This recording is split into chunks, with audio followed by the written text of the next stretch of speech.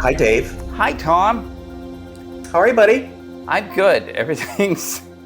These are very strange times. The world's going It's crazy. good to see you. That's good to see you. It's always good to see you. Yes. Where are you?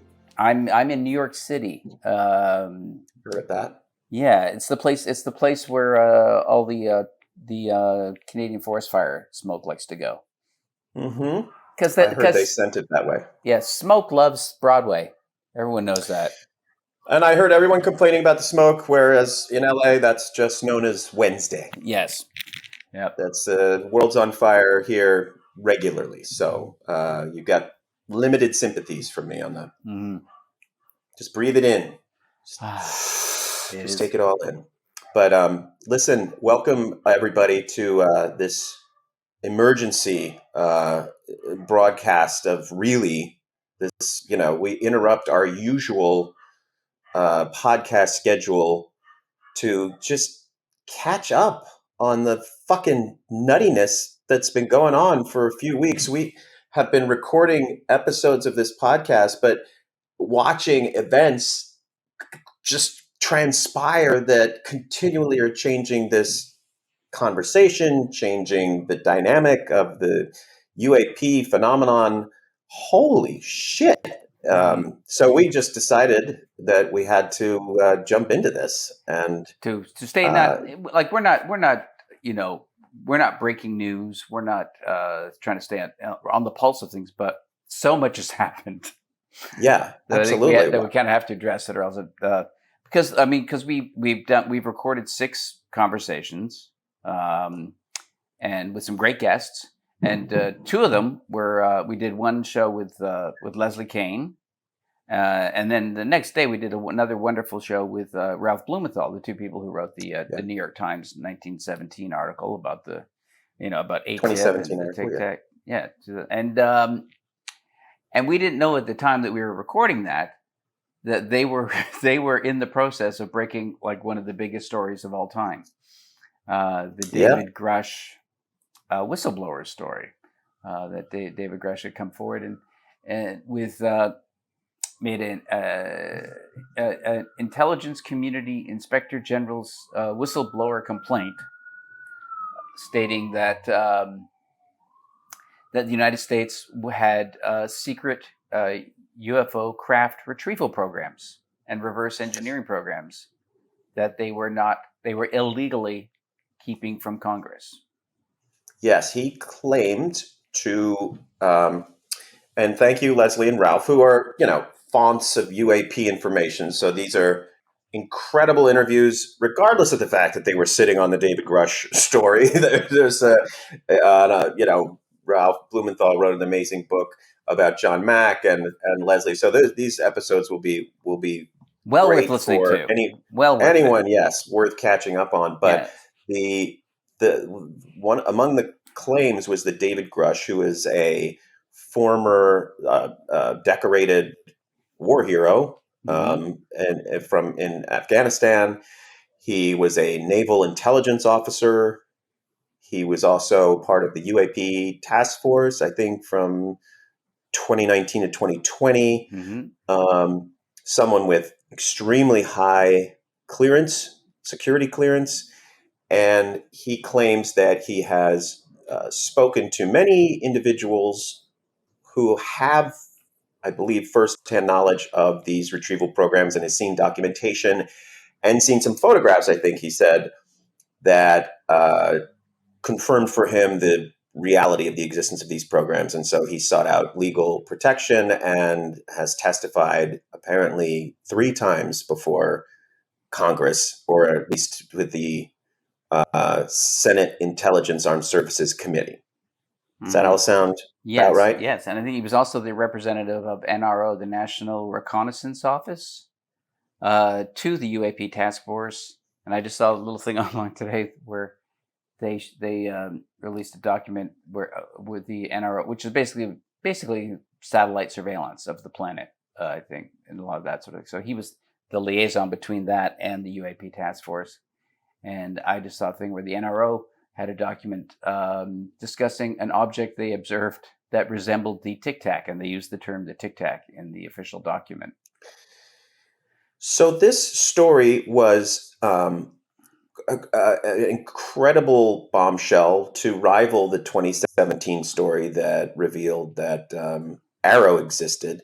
Or ATIP. And right, ATIP and yes, that ATIP it identified ATIP. Technically, may have been and speaking ALSAP. about Arrow, Yeah. but but that story sort of shook the foundations. Everything sort of seems post 2017. That particular story, it got Congress activated. It started to have hearings on this, and now this story.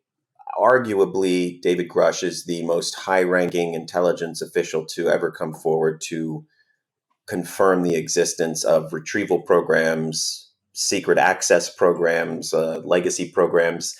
And so far, there has been both Cricket's meager efforts to try to disenfranchise him, try to debunk him. And on the contrary, he actually seems to have been be getting, you know, those who are willing to testify on behalf of his credentials, on his character, are very impressive. People that are currently in government and high level security clearance. We have a sort of mutual person we know who we've spoken to, not yet on the podcast, but is probably the most legitimate and credentialed academic on this issue. Privately emailed with me about his vouching for his character, and the mainstream media. How would you describe what they were doing with this story? Totally absent, I would say. Unbelievably absent. Because even if you don't, even if you want to dismiss the content of what he's saying, the very fact that someone of his rank and security clearance is making this argument, even if you think he's crazy or lying, it's a big story and would be covered if it was on any other subject on earth. If it was about anything at all, other than the UFO story, it would be getting wall-to-wall coverage. But because it is about UFOs or UAPs, it has gotten nothing. The only coverage has been on News Nation. News Nation's been all over it, and they had I think they aired the Ross Coulthart interview. Mm-hmm. Yep, and they've been doing tons of interviews supporting that interview, and I just saw Sean Cahill on there recently. And the one thing that he added in the Coulthart interview was the idea that we may have pilots recovered from some of these crashes, which is not something that was in the Leslie Kean, Ralph Blumenthal story, or she has said that she won't comment on it because... Yeah. She said, well, yeah, I guess that they didn't discuss it. She didn't discuss it. But I get the feeling that Ralph and Leslie did not want to discuss that or did not want to know that at the time. And there's, who else is Michael Schellenberg is another guy who's been backing up the story, but also wouldn't go near the bodies angle of it, which is very odd. What's that all about? I know, it's just that feeling. I think it's just that fear that that's too far and no one will listen to the rest of it if they say that. But it's kind of a weird logic to say, well, all right, we're willing to say there are non-human craft, but we're going to draw the line at that non-humans piloted them. Yeah, I mean, exotic technology is exotic technology, and one, it doesn't take a great leap, and it's always been a part of the mythology of Roswell that there were bodies associated with it, and whether or not these bodies represent living beings or these bodies represent some sort of technology, perhaps some sort of avatars for whatever else is out there.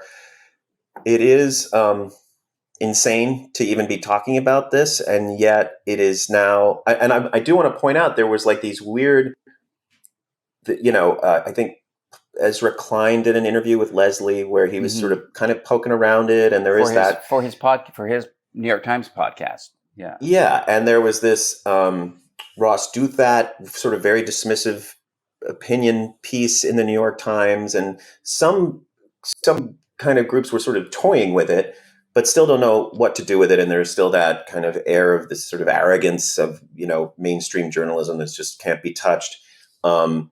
despite the fact that this spillage continues to happen, and there's this activity, this bipartisan activity in the House and Senate that is undeniable, and is news would be, as you said, would be news about it on any other level.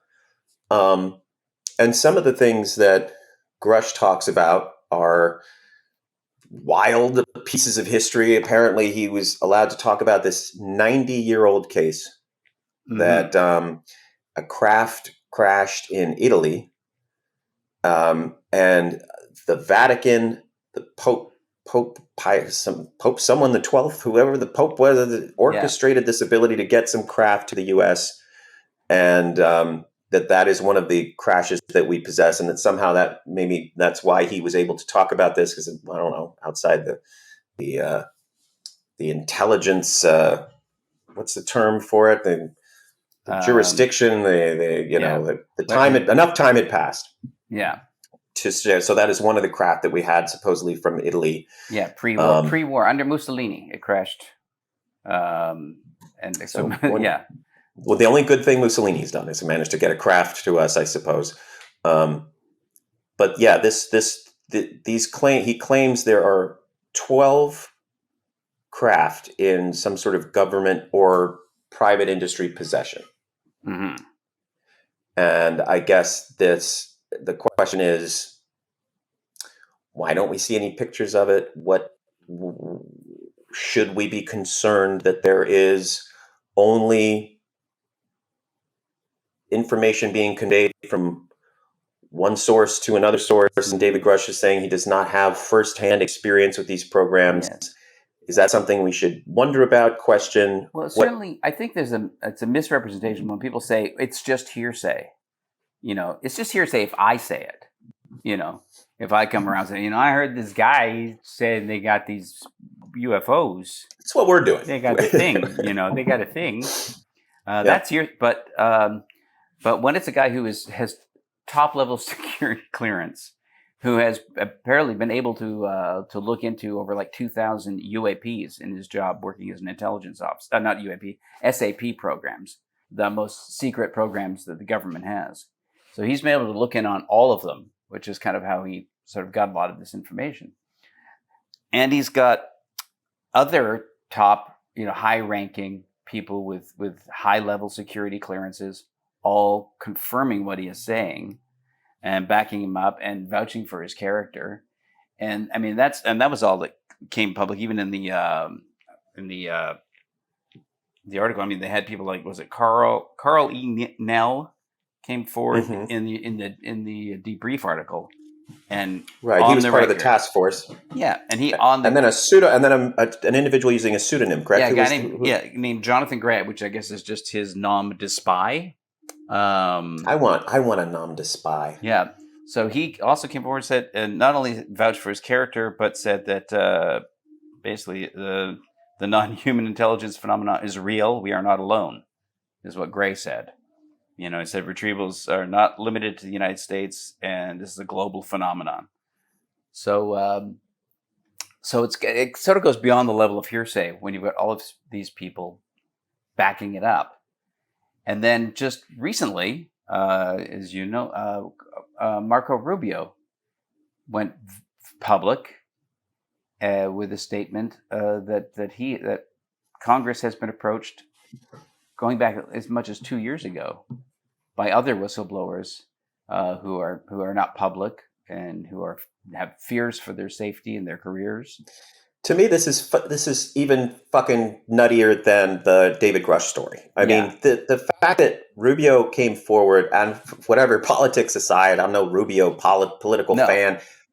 This guy is vice chairman of the Senate Armed Intelligence and Armed Services Committee. This is not a sort of side group of clowns. They're dealing with the most serious secrets on earth. Mm-hmm. And they are unanimous and bipartisan in their approach to this issue. So sorry, but the fact that you have Marco Rubio and Kristen Gillibrand working hand in glove on this.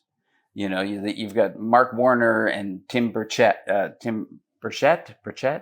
I can't remember how to pronounce his name.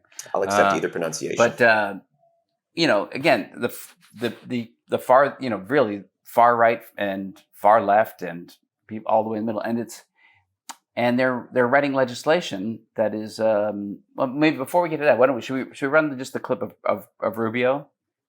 Run the fucking tape, Dave. Senator Rubio said that he, the senator, has heard from those firsthand account witnesses to some of these claims. And I tried to press him and asked him in a number of different ways. Okay, the people who are saying that they have seen these things up close and personal, spacecraft and others, you have heard from those people who've made those claims. And here's what the senator told us. I'm going to play a big chunk of our exchange. We'll say there are people that have come forward to share information with our committee over the last couple of years. I would imagine some of them are potentially some of the same people that perhaps he's referring to. I want to be very protective of these people. A lot of these people came to us even before these protections were in the law for whistleblowers to come forward. Sorry, people who have had firsthand knowledge, who claim to have firsthand knowledge of seeing this type of thing? Or have firsthand knowledge or firsthand claims of certain things. Some are public figures, and you've heard from them in the past. Others, have not shared publicly. And so we're trying to gather as much of that information as we can. And the reason why I'm being cautious, I'm not trying to be evasive, but I am trying to be protective of these people. Some of these people still work in the government. And frankly, a lot of them are very fearful of their jobs, fearful of their clearances, fearful of their career.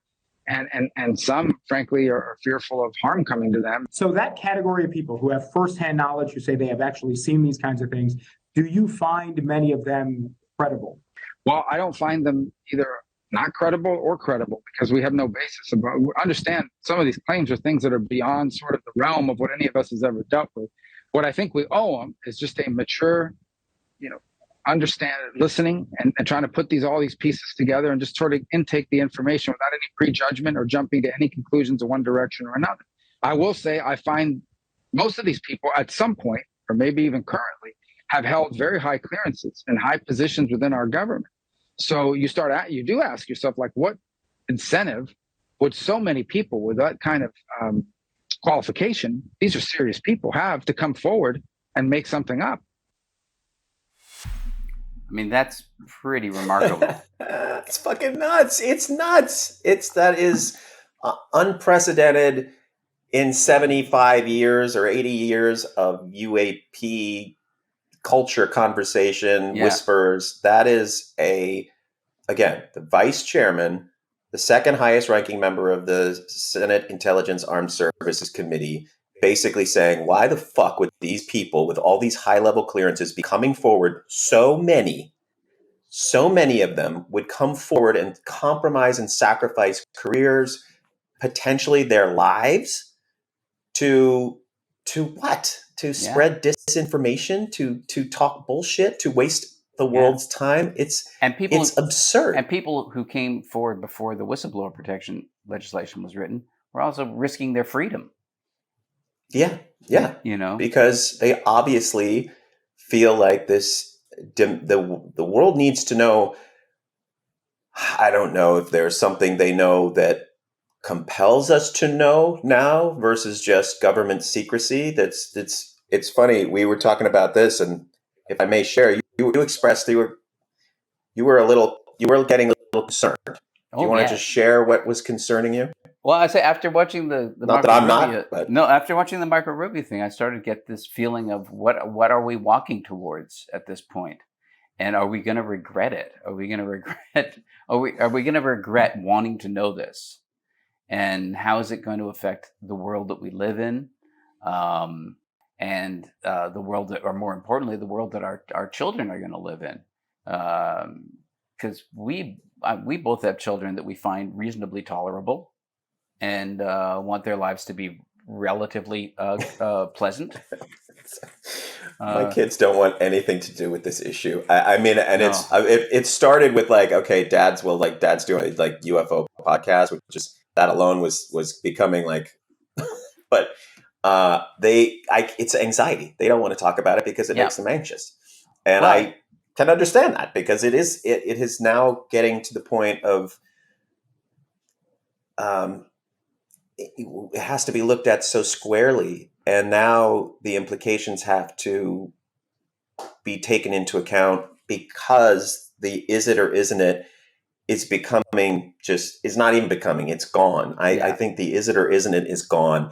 This Marco Rubio quote to me is an effort to, what is his motivation for coming forward? What the fuck good does it do him? I mean, is it just some big UFO constituency in Florida that like demands that he speak to this issue? No, like I don't think this helps him or Kristen Gillibrand, other than the fact that they are painfully aware of some hugely important secret, and they must be either waving a flag to those in possession of this material. Mm-hmm.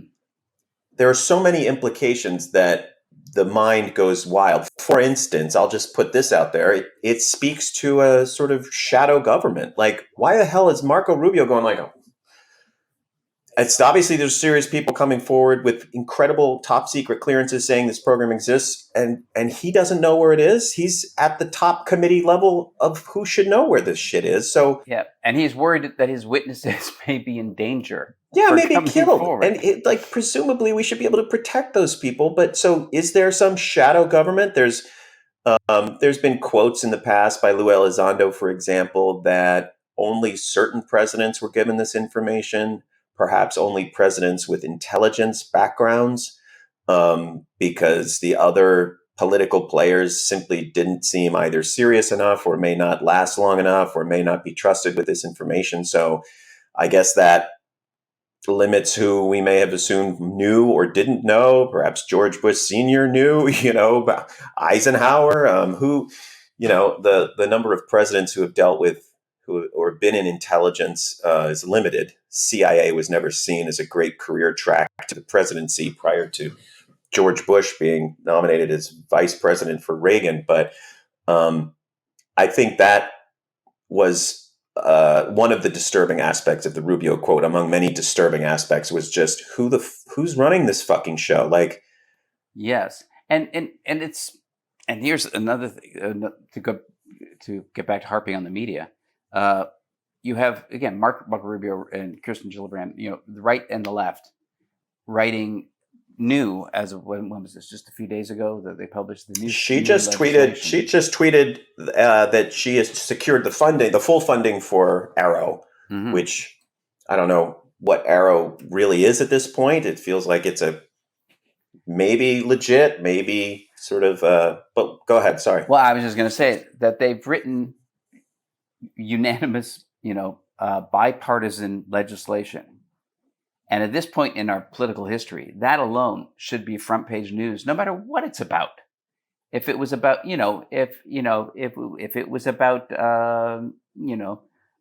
what bell bottoms, what kind of, outlawing bell bottoms, then that would get front page. Anything, whatever. Arguably worth doing. Yeah. But the fact that you have this fully bipartisan legislation written and put out for the public, and no one in the press is covering it. There's not one article about it. There's not one interview on the news other than on News Nation. Part of me says maybe that's a good thing, because the moment this becomes mainstream media fodder, the moment sides get taken, it's almost to the benefit of disclosure for the American public. I'm just being, kind of, just taking the devil's advocate side, that it allows the Senate, it allows the people sort of pushing this issue to speak with one voice. And God knows, with something like this, that is required, that will be required, and not for, God forbid, to become a red-blue issue. Yeah. And then somebody's got to say this is bullshit or that's bullshit or whatever. And right now you see Romney, Warner, Gillibrand, Rubio, Kennedy, from Louisiana, you never know what the hell's going to come out. They have all, who's the Kenneth Blumenthal, the Senator Blumenthal, they are all speaking to, we're not being told everything. We know we're not being told everything. It's clearly something's going on. We're demanding someone account for this. And the problem is, how do you force Lockheed or Boeing, how do you force it out of one of these companies if, for example, they consider it their own intellectual property, their own property, they consider it their own, they've been reverse engineering this for 70 years. Who's to say they don't have a case in court that this material belongs to them? Yeah. They're using money as their weapon against the secret government, the secret Pentagon programs, that they're creating a list, this new legislation, creating a bunch of rules. And if you violate them, your SAP gets defunded. The spigot gets turned off. And it seems like reading the legislation, it feels like it's crafted. And again, this came out, like 2 weeks, 3 weeks after Grudge? Yeah, I mean, it's been public. A flood. We've been like, wait, we got this podcast coming out. We got all this shit, but it's literally like change by the day. Crazy stories are coming out. So we are. So looking at this legislation, which I think you highlighted when you first read it, that that it mentions materials not of Earth in the legislation, and it keeps talking about materials and information, but it also talks about third party, about basically funding for third-party research, which basically means handing it off to private industry. I believe I'm interpreting it correctly. I think that's what it's in reference to, yeah. And saying that that is pretty explicitly saying that will not be funded if it is not reported to the Congress within 60 days or something like that. So here's my question about that, and help me with this if you can. So is the idea that hypothetical UAP crashes, mm-hmm. government says, okay, we got this, we're going to give it to some defense contractor, a Raytheon or a Lockheed or a Boeing or one of these, we're going to give this to you. And in giving this to you, they're like, hey man, I don't know what to do with this, so I'm going to take funding from you. And that's what because to me, I was like, well, wait a minute, you're going to cut off funding for a program you don't know exists? How does that work? Yeah, I'm not sure how the actual allotment works, but I think the idea is that there are these, I guess it really is to encourage people to come forward, the whistleblowers, to protect whistleblowers, and also to make it a crime to not come forward. So yeah, I mean, it feels like, I'm just trying to understand, is there some like pool of money that they know is going into the fog? Well, and they're just like, well, just start chopping off, arms here. That's how it's supposed to work. It's supposed to be all those SAP programs, secure access programs, the compartmentalized access programs. Those things are all supposed to have congressional oversight. Right. The crux of Grush's whistleblower complaint is that congressional oversight has been subverted, and that these programs have been taken into the dark world and been moved into private industry, and that there has been, that also in the legislation there's even a reference to funding for security. For these programs, saying that if you aren't reporting the material and information, then you get no money for your security. So they're basically trying to cut off the funding for the secrecy, cut off the funding for the cover-up. So they're using finances as a way to starve out all of these programs. It seems like every part of this legislation is about starving illegal programs of funding until they come clear, but also throwing out the carrot of that if you report within the time allotted in the legislation, there will be no criminal action taken against you. So basically, you've got people who that's part of the complaint, is that there are people committing crimes in order to cover up these programs. Listen, I mean, the senator and David Grush has been quoted in the last 24 hours as saying that he has had a terrifically hard time since coming forward publicly, and that he's not going to speak to it, but he implied very much threats. He implied danger.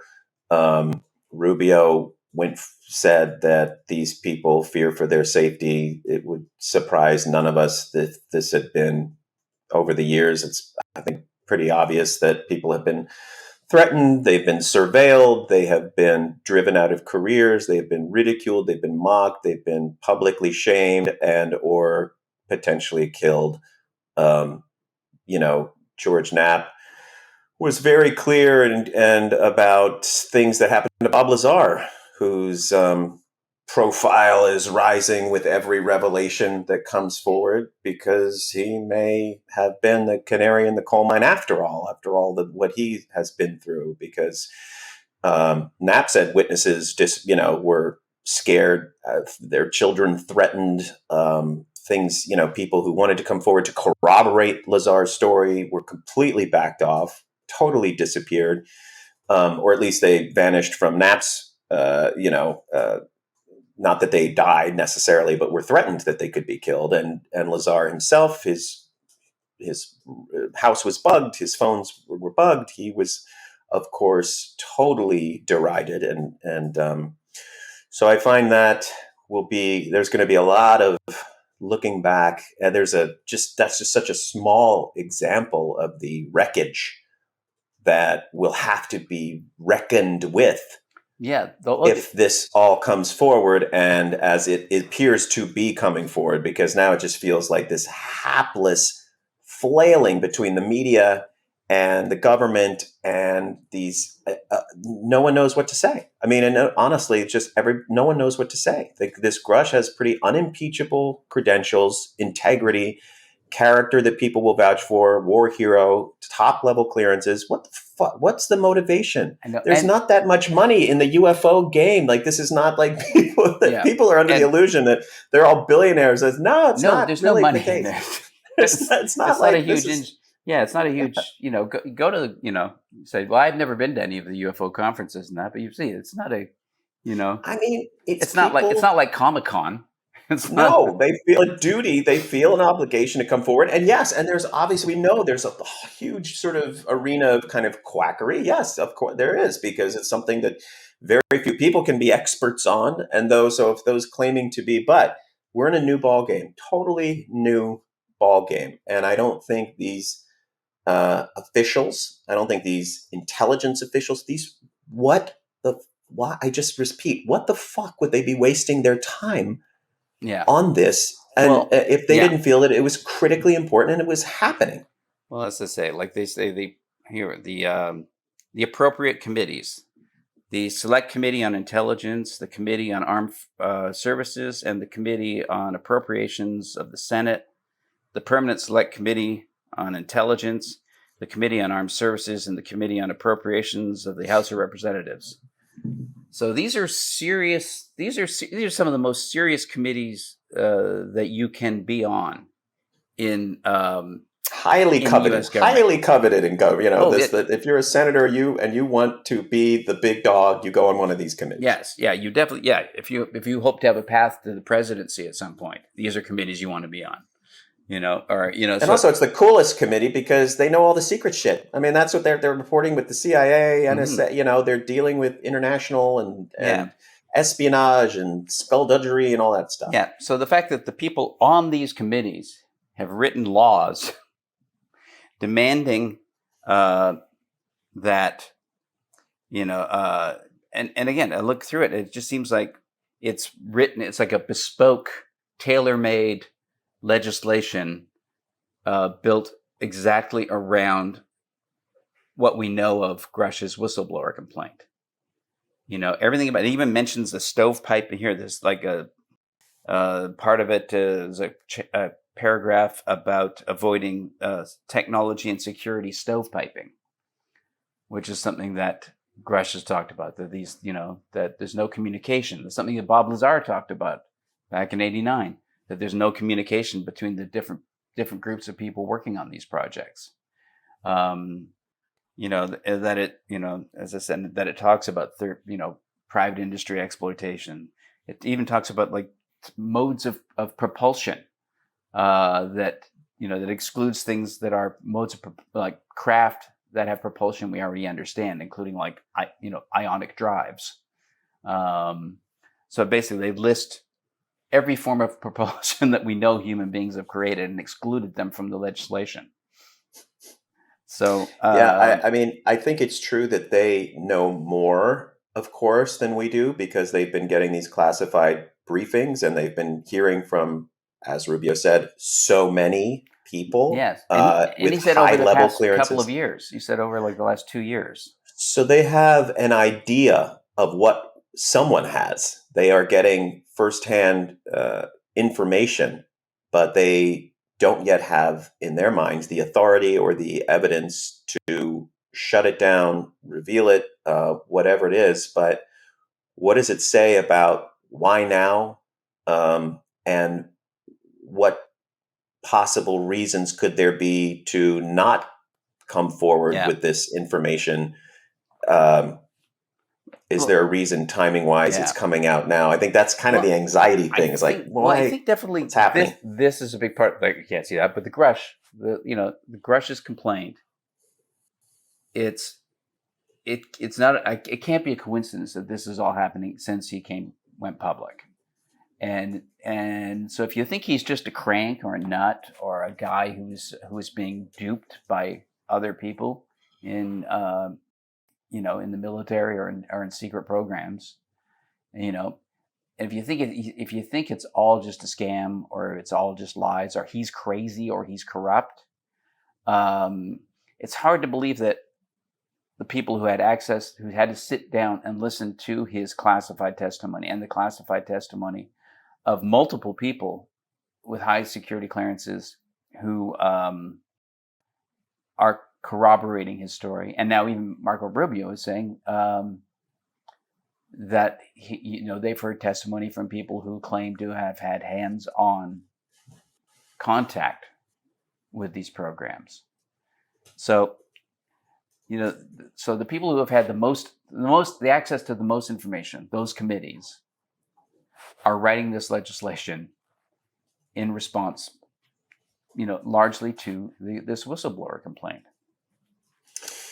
Which makes it historic. It makes it a landmark moment. It makes it another Rubicon that is crossed and can never be uncrossed. And we have people on record and testimony now, and my sense is this will continue to flow in the direction of more and more disclosure. And we'll see just exactly how prepared our culture is to absorb and receive this data. My feeling is, I don't know how far it needs to go before people wake up and realize this is happening, because I'm sure you feel the same way. I talk to people who are like, what? Like, they're kind of fascinated and interested, but they're not aware of what's going on or or how far it's gone, or how over the cliff. We're Wile E. Coyote way past the cliff's edge. You're just waiting to, and so the disturbing part of that is that it throws into doubt the trustworthiness of our entire news media landscape. If they can turn a blind eye to this story so consistently, and in the face of even if it's none of it's true, the allegations are huge stories. The people making the allegations are huge stories. Yeah, I think you're right. And it's especially since this is all happening like in kind of in the same week that Daniel Ellsberg. Yeah. Around the same time that Daniel Ellsberg has died. And and we know what his name means to the country and the history of the country, and the kind of coverage he got, and the kind of courage that the press showed at that point in history to break the story. And now we have what is arguably, if there's any truth to this, orders of magnitude more important than the Pentagon Papers. Oh my God. Yeah. And I think that there will be so such extraordinary pushback. You have so many vested interests in this not coming to light institutionally, that religious groups, the biggest defense contractors in the world, and their trillions of dollars there are so many interests that would be not interested in this being true and coming out, which again makes the fact that high levels of government are pushing back and saying this needs to be known beyond fascinating. Such an interesting power struggle. And then where the media falls in that, I'm not sure if it speaks to the ingrained arrogance against this issue, this sort of, looking down, sneering at it. I don't know if that's just the institutional part of the media problem, or the fact that we know they're owned by certain billionaire people interests that may or may not be getting told what to say or what to do or what to program or what not to program. Yeah. And I think the most, charitable interpretation would be that they are just examples of the immense power of ridicule. Which, to go back into the history of the subject, the Robertson panel back in the, early 70s? Oh no, it was the 50s, the late, 52. I think it was earlier than that, 52. I was thinking of a different panel. The Condon panel, the Robertson panel, that basically said, we want to deal with this. We need to stigmatize it. We need to make it ridiculous. We need to make talking about it ridiculous. We need to make it career suicide. We need to, program of, basically. Character assassination, and we need to coordinate with the entertainment media. We need to feed them stories and ridicule, and certainly my people, my tribe, comedians, have done way more than their fair share to destroy the credibility of anyone who comes forward wanting to talk about UFOs. You think about the so many witnesses. I'm reminded of Leslie Kean's book, where she spoke with so many police officers and military people and pilots, people who were not interested in the UFO topic, people that were living their lives, and something happened to them and they simply said what happened to them, and then get sucked into this, what you're talking about, this world of kind of ridicule or disdain, and people deal with it in their own families. And I'm reminded of any witness who's come forward that, just wants to tell the truth, has been fighting against this energy that you're describing, this kind of orchestrated cultural decision that was made at high levels to make this a no-go territory. Yeah. And it continues to this day. And it's, we will have, someone I know personally is going to be a guest on the podcast, who had no interest in this issue, just wasn't into it at all, and had something happen to them that was absolutely extraordinary. And her story is amazing. And it makes you realize that what people have carried around with them, that have had encounters or had experiences or know things that they just want to come forward with, and what a legacy, kind of a shameful legacy, will need to be confronted as this comes to light. And that appears to be an absolute inevitability at this point. If you're paying attention at all, it's clearly out there, and there is no question. But for the public at large to wrestle with the ramifications of this is going to be quite a show. Yeah. No, I think, definitely you said you experience it with your own family, and I have with mine too. The sudden deadening of the eyes when you start to talk. My son just runs away. Yeah. And Amelia, my daughter, she kind of rolls her eye. But I don't want to scare them. No, I don't want to. I find it still fascinating, and I kind of look to those who see the upsides to these revelations as opposed to the potential downsides of these revelations. And I don't know if we want to kind of speak to those, but again, it goes back to the anxiety of Rubio. The Rubio thing was for me also like, what the really what I said to myself was, what the fuck has Dave gotten me into? Like, that was really my, like, how everything was going along fine.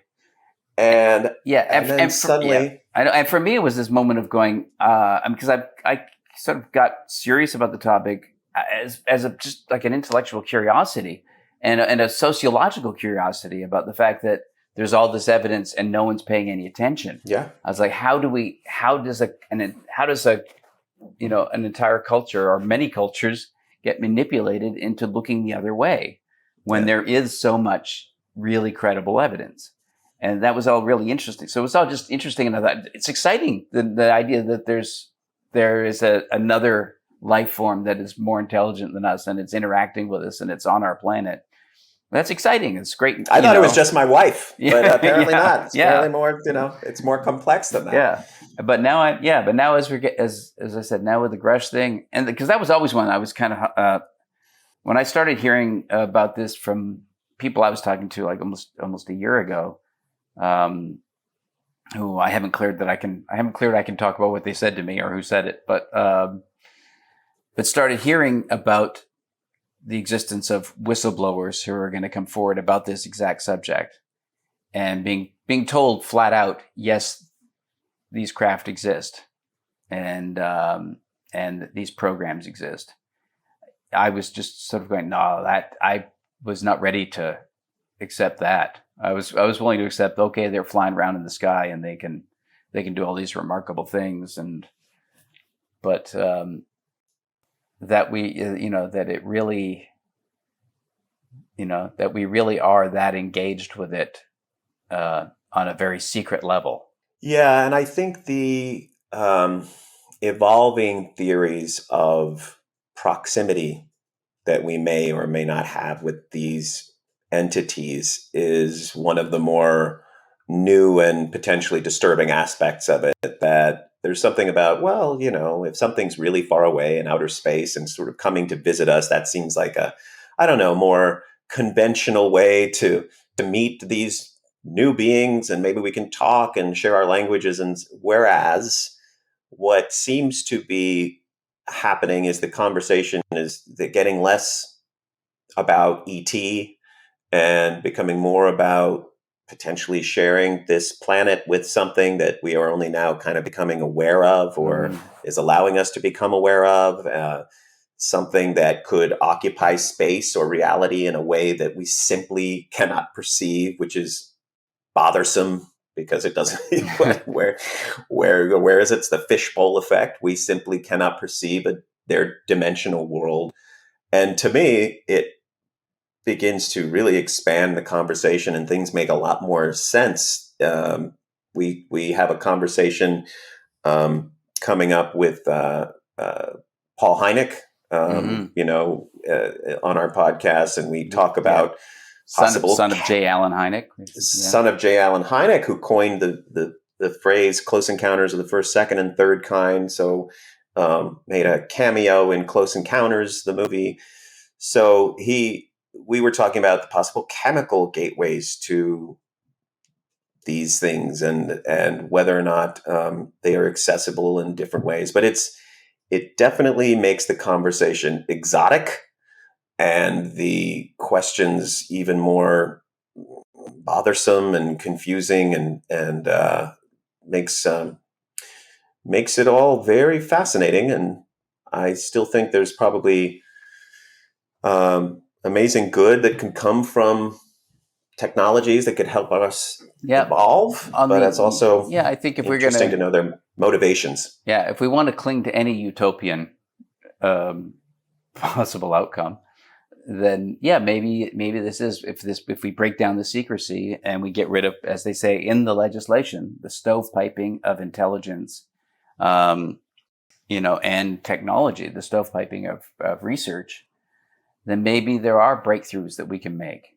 If we can put our very best scientists all working on these problems together holistically, then yeah, maybe we can make breakthroughs. Maybe we can develop new sources of information that won't destroy our planet.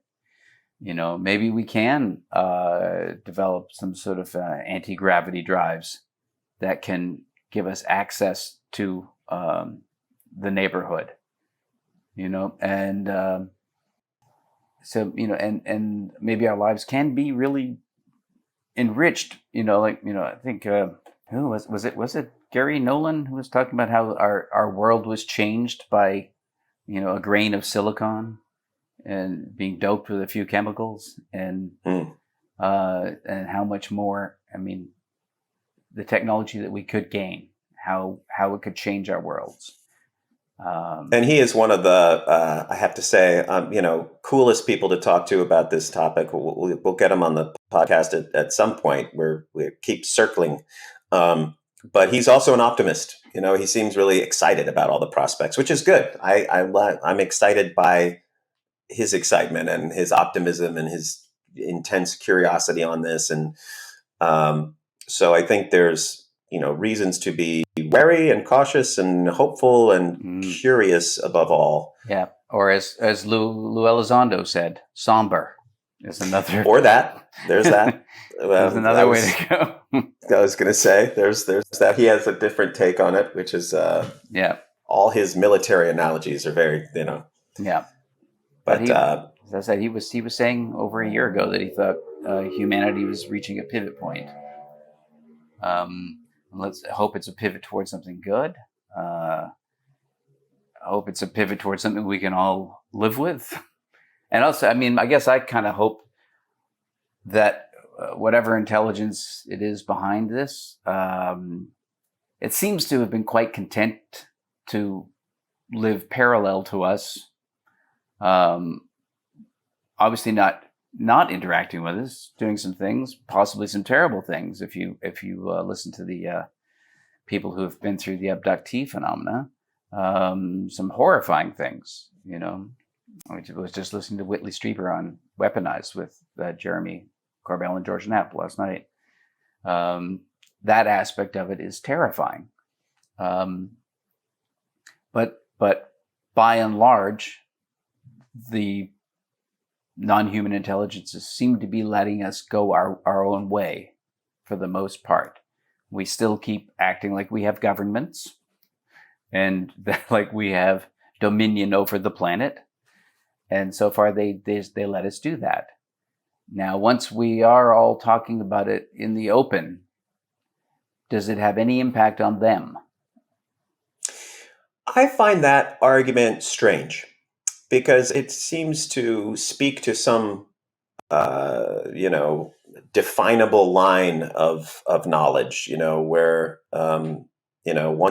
once the UFO secret's out, there would be some response, or it would speak to something. I don't know. I find that hard to quantify. I find the theory disturbing that it's not being disclosed, because if we disclose it, then all hell breaks loose, or something happens that we can't prepare for, or there's prophecies, or God knows what else. I don't know. I'm like, a lot of people do kind of know and talk about it. Like, what constitutes, who has to finally find out and say, I believe, and then all the fucking ships arrive and we're all, harvested. But I'm hopeful that that's just some general,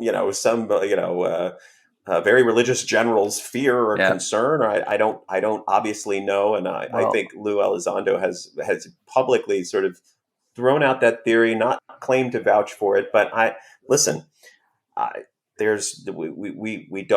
don't know what they know. Yeah. We don't know what they've seen, and there is a very reasonable.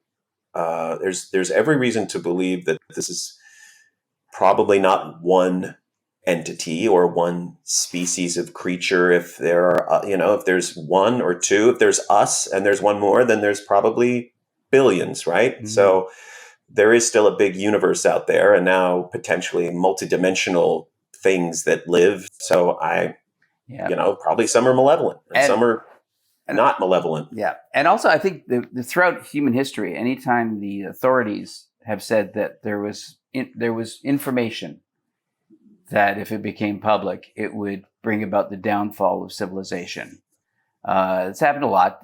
Copernicus and Galileo. And the fact is that societies have never collapsed. People, for better or worse, just kind of adapt. It's even like in the 70s, you had like Future Shock by Alvin Toffler saying technology is running too fast and human beings will not be able to cope with the pace of technology and society will collapse. It didn't. We, in fact, really like our cell phones. We really like the internet. We really like all this technology that that Alvin Toffler thought would drive us all insane. And our children, generally, despite our raving and hysteria over whatever, they're like, I kind of, I look at this, I look at that, I kind of know they're just going with it.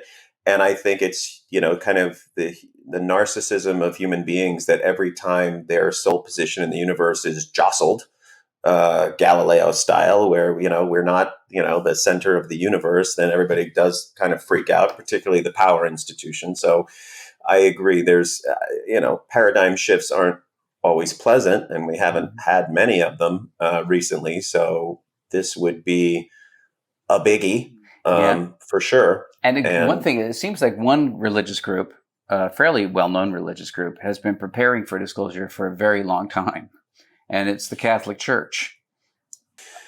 Their role in all this would be fascinating because Grush dragged them right into the middle of it. I have some questions for the Pope. Yes, Dave. So if you could arrange to have Pope Francis on the next podcast, that would be great. Yeah. So if we had that Pope that helped the U.S. nab the UFO that landed in Italy, so maybe he started it. But there's also, I think it was Diana Pasolka who wrote the American Cosmic. I think she's gone public saying that she was given access to the Vatican's basically private secret storeroom of documents and artworks depicting UFOs going back to the Roman Empire. Field trip. Yeah. So it seems like the Catholics have been kind of prepping for this for maybe hundreds of years. And the fact the Pope did come out, last year, 2 years ago? I'm forgetting now. I'm losing track of time. The Vatican released a statement on what it would mean to the Catholic Church if aliens arrived on Earth, and basically said all it would mean is that the size of the Catholic congregation is enlarged. Sounds like a church-like approach, just like more congregants. Yeah. I think we should set aside just an hour to chat, Vatican alien connections, or what's been talked about or written about, because I think that's fascinating. And I find this fascinating. Listen, this was our breaking news podcast because there was so much goddamn news happening that we needed to address. I needed to find out how you were feeling about all this, and we might have to do this more often because the hits keep on coming. Yes, and and it'll. I'm not sure if it's going to allay my anxiety or amplify it, but I think we should do this anyway. Yeah, we will. I mean, listen, we'll amplify it if we need to. Yeah. I'm here for you. If you need I'm here for you. And we should record as many as we can before we're lining up with our copies of To Serve Man and boarding the next shuttle off the planet. Yes, before they're taken away, we'll be here informing the public as best we can the bridge between these the secrets and and what is known. But as always, buddy, a pleasure. Well, always good to see you and talk with you. We're gonna we'll pick up with our regularly scheduled program. Amazing conversations that we've had with Jeremy Corbell, Leslie Kane, Ralph Blumenthal, T.J. Allard, who was the man who produced the pilot episode in the series Secrets of Skinwalker Ranch. Great chat with him. Conversation. Yeah, absolutely. Yeah, and obviously Did we talk about Paul Hynek? You mentioned Paul Hynek. And Paul Hynek, and many more to come. So it's going to be a fun ride. But listen, stay away from the smoke. Stay away from the Canadian smoke. Which, I mean, look, is as a Canadian, you're kind of responsible for. So you need to own that. Well, you know, with Canadians, we just run out and cure bacon with it. So there you go. So that, see you at breakfast tomorrow. In the meantime, I'll see you next week, I guess. see you next week.